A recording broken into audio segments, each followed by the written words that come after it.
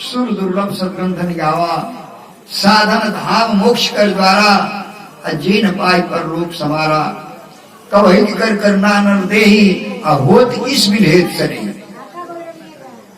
यह साहब असीम कृपा है कि आज मानव शरीर में हम लोग बोल रहे हैं।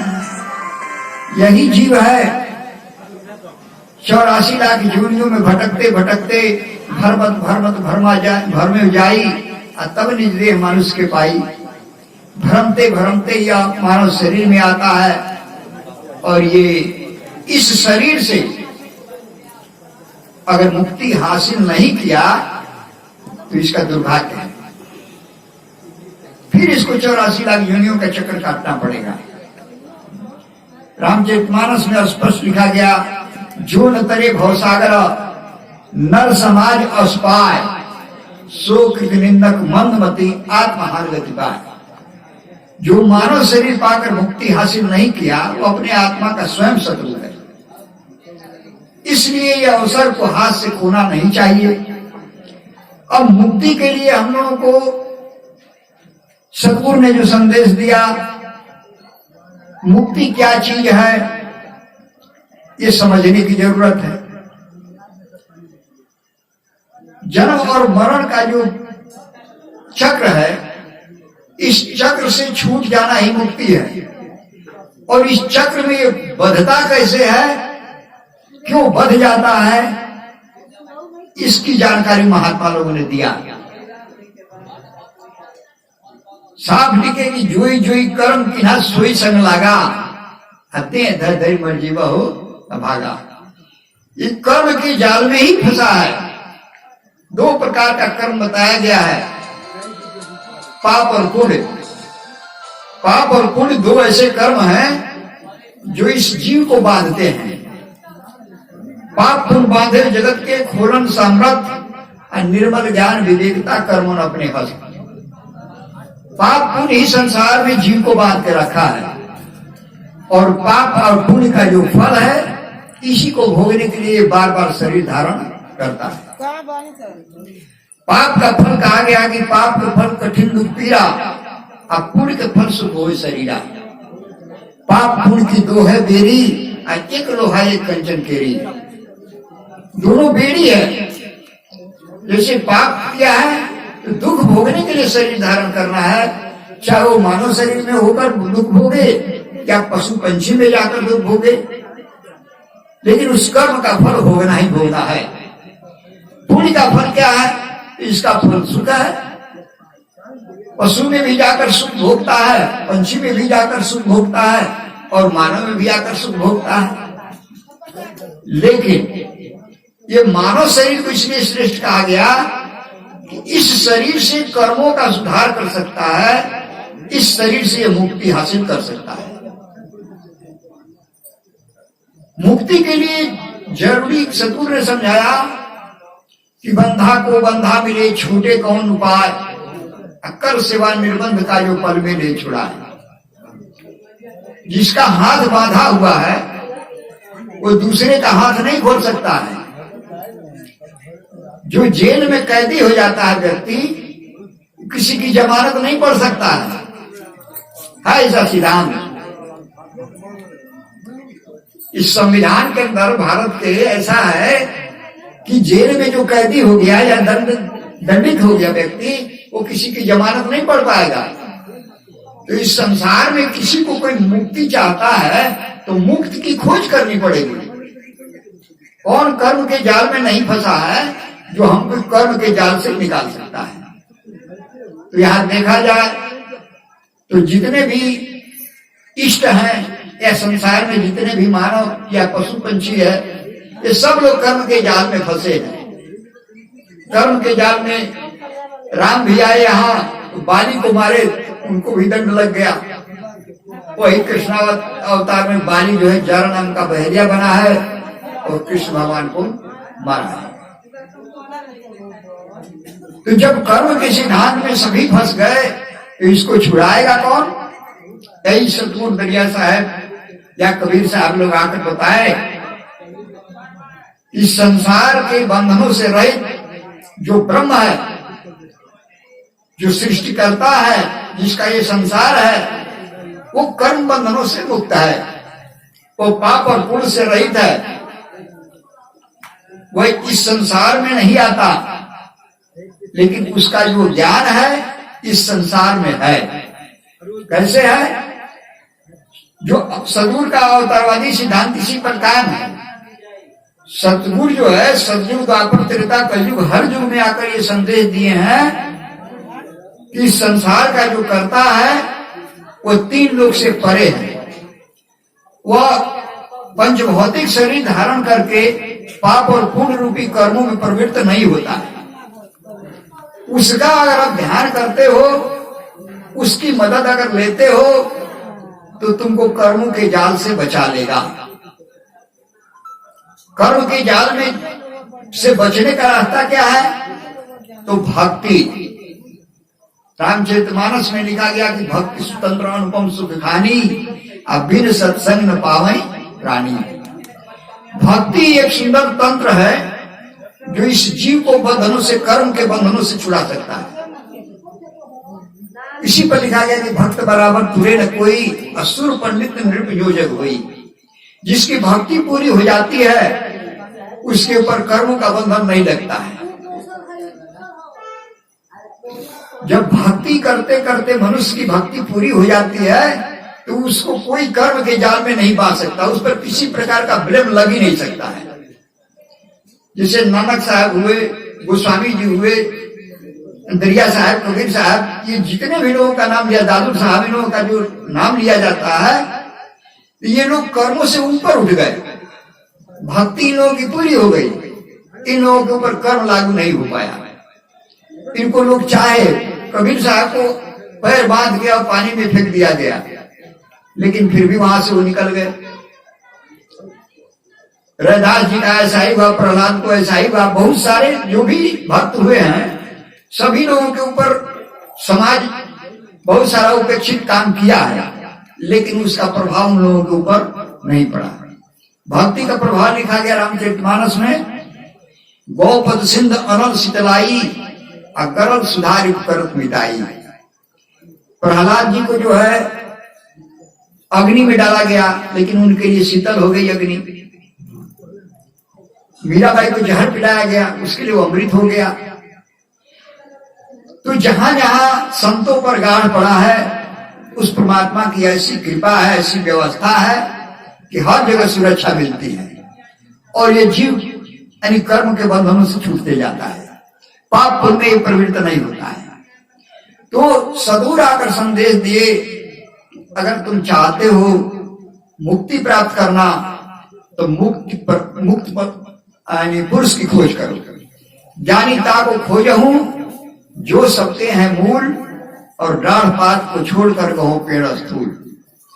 एक से अनंत भव सो फुरिडार विस्तार, अनहु फिर एक है ताई खोज निसार। जो इस सारे संसार का मूल कारण है, जिससे एक से अनंत हुआ, जो एक का एक है, उस पुरुष की तुम खोज करो। उनको सदगुरु बताए कि उनको पाने का जो माध्यम है वास्तव में भक्ति है, और भक्ति का जो तरीका है, दुनिया में जो भक्ति चल रही है, भक्ति के नाम पर जितना चल रहा है, मंदिर, मस्जिद, गिरजा, गुरुद्वारा, तमाम जो भी व्यवस्थाएं हैं, इसको सदगुरु नकार दिए। उन्होंने स्पष्ट रूप में कहा, पाखंड धर्म तेजो बहु कर्मा है, सत धर्म करारा, कह दरिया सुन पंडित ज्ञानी, जैसे हो उबारा। पाखंड धर्म तेजो बहु कर्मा है, सत धर्म करारा, कह दरिया सुन पंडित ज्ञानी, जैसे हो उबारा। पाखंड धर्म क्या है? जो धर्म नहीं है, वास्तव में उसको धर्म मान लिया गया है। जैसे मंदिर बनाया गया, मस्जिद बनाया जाता है, गिरजा गुरुद्वारा बनाया जाता है, उस मंदिर के अंदर जो भी विशेषताएं हैं वो बनाने वाले के जरिए है। कितना ही सुंदर मूर्ति बना दिया जाए, उसमें कोई भी व्यवस्था बना दिया जाता है, उसमें कोई भी चमत्कार दिखाई देता है, तो बनाने वाले के जरिए है। चेतन सत्ता आत्मा की व्यवस्था है। हवाई जहाज उड़ रही है, उस बनाने वाले की कला है कि हवाई जहाज उड़ रही है, रॉकेट उड़ रहा है, तमाम ये जो उपकरण हम लोग देख रहे हैं, ये बनाने वाले की कला है। तो कहते हैं सदगुरु की जो संसार की जो भी व्यवस्था है, जो मानव कृतियां हैं, वो भक्ति से अलग है, वो कला है। कला पूजने की चीज नहीं है, कला आपके लिए सहयोग का साधन है। जैसे मान लीजिए बड़ा हुआ हम लोग को आवाज दूर तक भेजना है, तो हम लोग का ये सहयोग कर रहा है, आवाज दूर तक जा रहा है। सूर्य है, इससे गर्मी और प्रकाश लिया जा रहा है, ऊर्जा मिल रही है, ये हमारे सहयोग का साधन है। धरती से अन्न उपजाया जा रहा है, ये सहयोग कर रही है। तो संसार में जो भी प्राकृतिक व्यवस्थाएं हैं, ये सब इस आत्मा के सहयोग के लिए ही बना है, आत्मा की व्यवस्था ही के लिए बना है। तो धर्म यह करता है कि आप आवश्यकता आधारित काम करें, कि संसार के अंदर आवश्यकता आधारित काम करना, यानी किसी भी चीज का दुरुपयोग नहीं करना, ये धर्म करता है। धर्म के अंदर कहा गया है कि जब लगी दया न उपजे हिये न उपजे प्रेम, तब लगी हाथ न आवई कुछ करो व्रतने। जो भक्ति है यानी परमात्मा का जो प्रेम है, वो दया पर आधारित है, सत्य पर आधारित है, शील संतोष प्रेम पर आधारित है। इससे अलग हटके आदमी मंदिर मस्जिद गिरजा गुरुद्वारा बनाता है और उसमें जाकर अपना पूजा पाठ करता है, और फिर आता है तो अधर्म का व्यवहार करना शुरू कर देता है। सदगुरु लिखते हैं जब लग दया न उपजे, अगर आपके हृदय में दया का भाव नहीं है, परमात्मा के प्रति प्रेम नहीं है, आत्मा के प्रति प्रेम नहीं है, तो आप भक्ति से बहुत दूर हैं, धर्म से बहुत दूर हैं।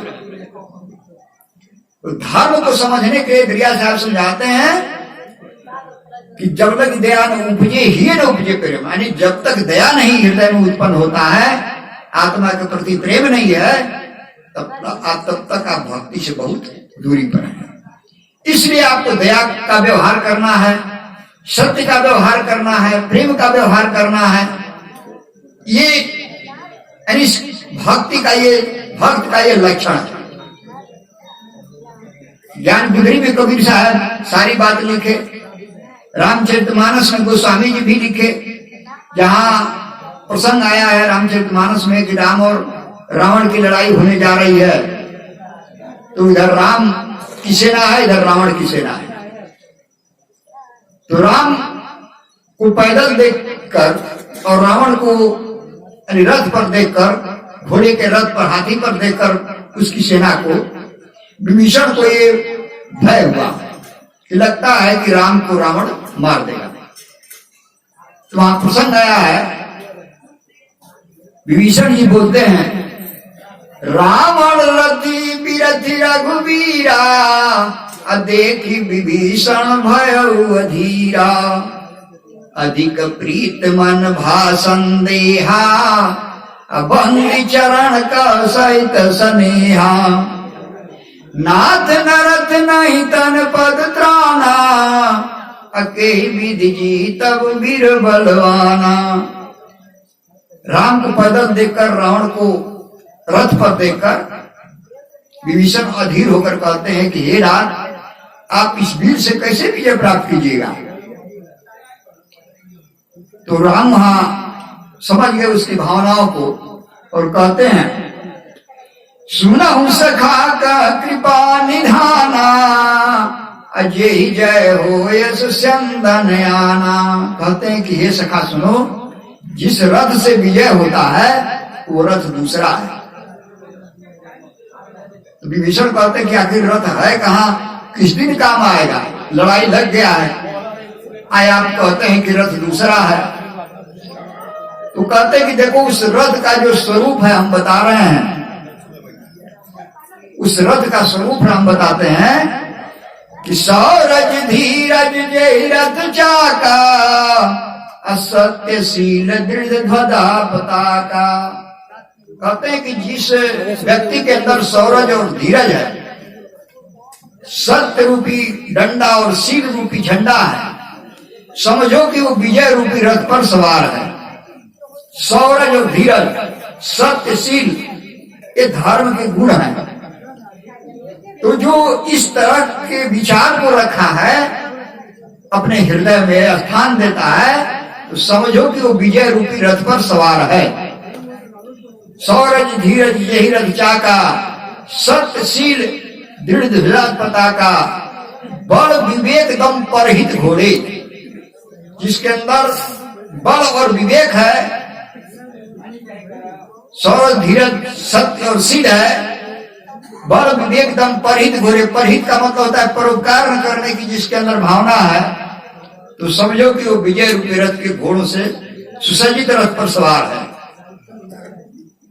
क्षमा कृपा समता रज जोड़े, और वो क्षमा और कृपा जिसके अंदर है, समता जिसके अंदर है, समझो कि विजय रूपी रथ के घोड़ों का वो लगाम अपने हाथ में रखा है। आगे कहते हैं कि अमल अचल मन द्रोण समाना, असंयम नियम श्री मुख नाना, पर सुधार जीवी शक्ति प्रचंडा, बर विज्ञान कठिन को डंडा, कवच अवेद विप्र गुरु पूजा, सब विजय उपाय न दूजा। सखा धर्म में असरथ जाके, तो जीत न सकूं कतहु रिपुता के। महा अजय संसार रिपु, कहते हैं कि अगर पूरा संसार ही उसका दुश्मन बन जाए, महा अजय संसार रिपु जीत सके सो भी, जाके असरथ हो दृढ़ सुनो सखा मती। वो कहते हैं कि अगर पूरा संसार भी उसका दुश्मन बन जाए, तो उसको कोई जीत नहीं सकता, वो सबको जीत लेगा। जिसके अंदर सत्य शील संतोष क्षमा कृपा समता ये गुण है, जिसके अंदर परमात्मा की भक्ति है, उसको इस संसार में हराने वाला कोई नहीं। तो जो भी धर्म है रामचरितमानस से भी निकलता है, वहां और कुछ नहीं दिखाया गया, वहां भी यही निकल के आया। ये राम की बोली है, दूसरे की बोली भी नहीं है। राम स्वयं अपने मुख से कहते हैं कि धर्म का यही सखा धर्ममय असरथ जाके, धर्ममय रथ यही है जिस पर यह जीव सवार हो जाता है तो विश्व विजेता हो जाता है। उस चीज को धारण करने के लिए सतगुरु भी समझाते हैं, सखीरे पिया गुण पहिरों में सारी, शील संतोष ऐसे आया है कि शील संतोष धर्म सत धीरज प्रेम प्रवाह सुधारी, नैनन लाज और नहीं देखो एक पुरुष की नारी। कबीर साहब भी इसको समझाते हैं, कहते हैं लोग साहब ये बताइए कि आपका तो परिवार नहीं कोई है, हम लोग को भी ऐसा ही आप बैराग दे रहे हैं कि हम लोग के भी इस तरह से संसार से विरक्त हो जाएंगे। तो कबीर साहब कहते हैं कि मुझसे कौन बड़ा परिवारी, कहते मैं हमसे बड़ा परिवार को वाला कौन है। सत है पिता धर्म है भाई, लज्जा है महतारी, शील बहन संतोष पुत्र है क्षमा हमारी नारी, आशा सास कृष्णा सलासाली, लोभ मोह ससुरारी, अहंकार है ससुर हमारा सुसम्य अधिकारी। ज्ञान है गुरु विवेक है चेला, नहीं इसमें ज्ञानी गुरु विवेकी चेला, वह इसके पहले है काम क्रोध जो चोर बसत है इनका डर बड़ भारी, ज्ञान है गुरु विवेक है चेला सतुर है हितकारी, सत धर्म की बसे नगरिया कहे कबीर पुकारी। चाहे आप कबीर साहब की वाणी को लीजिए, दरिया साहब की वाणी को लीजिए, चाहे रामचरितमानस से लीजिए, धर्म वास्तव में क्या बताया गया। सब लोग का ये कही मत है धर्म के विषय में कि आपके अंदर सत्य हो, शील हो, संतोष हो, क्षमा हो, दया हो, प्रेम हो, परमात्मा की भक्ति हो। अब यहाँ परमात्मा के नाम पर भ्रांति हो जाती है। क्यों होती है? नहीं ज्ञान अर्जन करने के कारण। ब्रह्म के विषय में चाहे रामचरितमानस को उठाया जाए, चाहे गीता को उठाया जाए, या सदगुरु की बात को उठाया जाए, ब्रह्म के विषय में सब लोगों का एक मत है। कैसे है? रामचरितमानस में गोस्वामी जी रामचरितमानस में लिखते हैं, राम और लक्ष्मण का संवाद आया है। जो लोग रामचरितमानस पढ़े होंगे उसमें आया है। लक्ष्मण जी पूछते हैं राम से, ईश्वर जीव भेद प्रभु सकल कहो समझाए, अजासे हुए चरण रति शोक मोह भ्रम जाए। ईश्वर और जीव में क्या भेद है इसको समझा कर कहिए, जिससे मेरे हृदय में ईश्वर के प्रति प्रेम हो और मेरा जो शोक है, मोह है, भ्रम है, वो दूर हो जाए। तो राम कहते हैं थोड़े ही में मैं कहूं बुझाई, असुनहु तात यह मन चितलाई। हम थोड़े में कहते हैं, मन चित लगाकर सुनो। क्या कहते हैं? मैं और मोर तोड़ता है माया, अजय ही बस किन्नो जीवन काया। हे भाई, जिसके अंदर मैं और तोड़ता है का भाव दिखता है वो जीव है। जीव का स्वभाव है कि उसको अपना पराया का ही बोध होता है। हमारा परिवार, हमारा घर, हमारा दूसरे को यानी अपने से भिन्न समझता है। लेकिन ब्रह्म के विषय में उन्होंने स्पष्ट कहा कि सुनहु तात सोई परम विरागी, अतृण सम सिद्ध तीन गुण त्यागी। जो ब्रह्म है यानी जो संसार का मूल कारण है, वो 3 गुणों से रहित है और परम विरागी है। तीन समसिद्ध 3 गुण त्यागी, सो स्वतंत्र अवलंबन आना, वह स्वतंत्र है, किसी का आधार नहीं लिया है। जैसे हम लोग जन्म लेते हैं तो माता का आधार लेते हैं, पिता का आधार लेते हैं, गुरु का आधार लेते हैं, धरती का आधार, हवा का, पानी का, यानी प्रकृति, पूरे प्रकृति का आधार लेना पड़ता है। इस जीव के जीवन क्रम में पूरे प्रकृति का आधार लेना पड़ता है। लेकिन जो वो ब्रह्म है वो प्रकृति का आधार नहीं लेता है, प्रकृति उसके आधार से।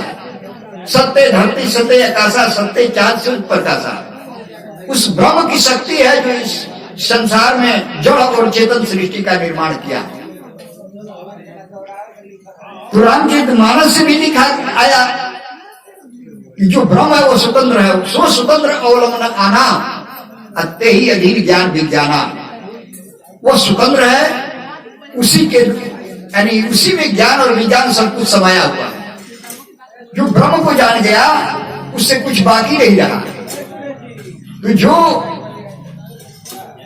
यानी स्वतंत्र पुरुष है, जिसको ब्रह्म शब्द से संबोधित किया गया, दरिया साहब उसको सत्पुरुष शब्द से संबोधित किए हैं। सत्पुरुष पाखंड नहीं या कृतम को काम, अच्छल वर बुद्धि समारिया सोई कृष्ण सोई राम। यहाँ जो शरीर धारण किया, कर बल छल कपट चतुराई लगाया, उसको ब्रह्म दरिया साहब नहीं मानते हैं, रामचरितमानस में भी नहीं माना गया। तो जो ज्ञानी पुरुष है उस सब लोगों का मत तो ब्रह्म के विषय में चाहे ज्ञान के विषय में एक सा है। लेकिन जो बीच के लोग हैं जिनको इस बात का ज्ञान नहीं हुआ, वो अनेक प्रकार से बात कह के और जो अपने को कहीं और ठहरा दिए और समाज में इससे अंतर हो गया। कोई हिंदू बन गया, कोई मुसलमान बन गया, कोई सिख ईसाई बन गया। लेकिन दरिया साहब आकर समझाते हैं कि देखो, कोई हिंदू को तुर्क कहाई, एक ब्रह्म मुसल्लम भाई। मिट्टी एक बर्तन बहु तेरा, अलख ब्रह्म घट भीतर डेरा। जस मैं तह तस देख विचारी, असुझे न बिन दीपक अधियारी। एक ब्रह्म सभे घटा, देखो शब्द विचार, शब्द दुराया ना कहो, कहो सभे प्रचार। एक ही आत्मा सब शरीर के अंदर विराजमान है, जिसको समान रूप से भूख प्यास दुख सुख की अनुभूति होती है। लेकिन ये अंतर क्या कर देता है? हम कुछ और हैं, आप कुछ और हैं। क्यों करता है? इसलिए कि ये जीव का स्वभाव है, अल्पज्ञता है। ये सृष्टि चल कैसे रही है? अगर आत्मा को ही पूर्ण ज्ञान हो जाए तो सृष्टि का फिर समापन हो जाएगा। आत्मा अगर सब कुछ जान जाए तो फिर संसार में कोई झेलेगा, चला जाएगा, अपना स्थान पकड़ लेगा। लेकिन ऐसा ही विधान बनाया, कुदरत का ऐसा ही खेल है कि इस आत्मा को अल्पज्ञ बनाया गया और परमात्मा अपने आप में सर्वज्ञ है। सर्वज्ञ सबहन से न्यारा, जीवन मुक्त है जिंद करारा। वो सर्वज्ञ होकर बैठा हुआ है 3 लोक के बाहर। उसी को दरिया साहब आकर संकेत करते हैं हम अतित अपार है, त्रिगुण गुण से पार। अब उपजी बिनसी रही जात सभा, वह तो रंग करार। उस मालिक का अगर शरण हम लेते हैं, धर्म का व्यवहार करते हैं यहाँ, तब तो ये रास्ता बन जाएगा, ये आत्मा को इसका मंजिल मिल जाएगा। यह आत्मा इस देश का रहने वाला नहीं है। रामचरितमानस भी स्पष्ट करता है कि भूमि परत भाढ़ा पर पानी, अयिम जीव ही माया लपटानी। जब से जीव भया संसारी, अछूटी ग्रंथ नहीं हो ही सुखारी।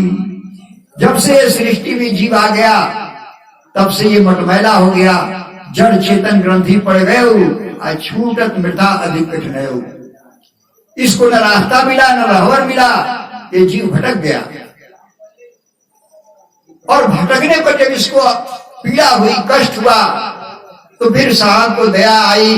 फिर ये संसार में जाकर जीव तड़प रहा है, काल के जाल में फंसा हुआ है, नाना प्रकार की यातनाओं को झेल रहा है। जम बुदीप तुम जा सुलागर, हंस बोधि आवो सुख सागर। जे बूझे ते जाय बुझे हो, भव सागर से जीव बची हो।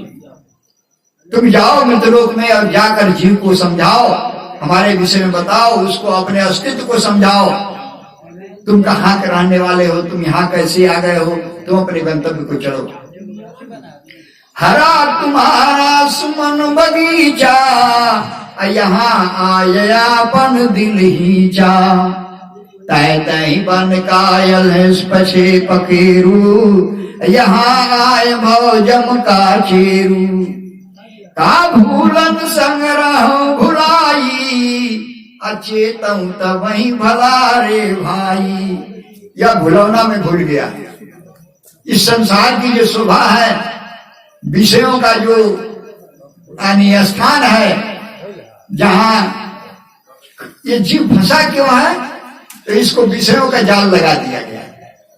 जैसे दरिया साहब का पद आया है कि नरनी सुगना नरज रहे अभिहाई, बिन फंदे वह बादल जाई। चंगुल छुटे न हो निनारा, अकाल बदिक चाहे सम्मान। नरनी पहले लगाते थे शिकारी सुगा को फंसाने के लिए। नरनी में क्या था कि दो तार को एक साथ मिलाकर लपेट दिया जाता था, और उसमें मरचा जो है लाल मरचा लगा दिया जाता था, और नीचे नाली खोद के उसमें पानी भर दिया जाता था। उसी के सामने तार करके दो तरफ बांध दिया जाता था। सुगा जब आके बैठते थे उस यानी मरचा को खाने के लिए तार पर, तो नीचे उलट जाता था। पैर में कसता नहीं था तार, नीचे उलट जाए, नीचे पानी दिखाई दे, और ऊपर देखे तो आसमान। तो सोचता था सुगा कि नीचे अगर पैर छूटता है तो पानी में गिर जाएंगे, और उड़ते हैं तो कहीं ठहरने का कोई पेड़ पालो दिखाई नहीं दे, रुकेंगे कहाँ। और वो इसी भय के कारण पैर नहीं छोड़ता था, और शिकारी आकर बस उसको पकड़ के झोली में अपना डाल दिया।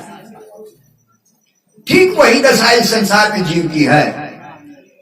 ये निरंजन साहब क्या किए यहाँ, रूप रस गंध स्पर्श शब्द यानी ये चारा डाल दिए हैं। यही रूप रस गंध स्पर्श शब्द के सुख को भोगने में इसकी बुद्धि फेल हो गई है। संसार में कहीं देखता है तो कोई राहत देने वाला दिखाई नहीं देता है, और जब संसार से परे खोता है तो कोई और दिखाई नहीं देता है।